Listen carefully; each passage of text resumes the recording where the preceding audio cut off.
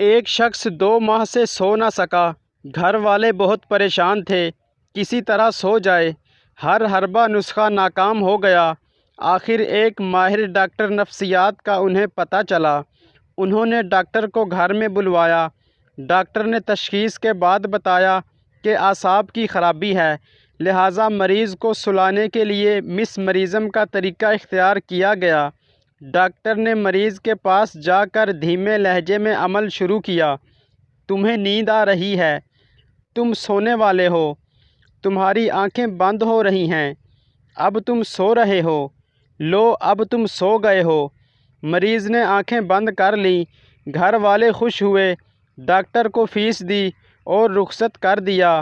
جوں ہی ڈاکٹر گیا اور دروازہ بند ہوا، مریض نے ایک آنکھ کھول کر پوچھا، کیا وہ پاگل چلا گیا ہے؟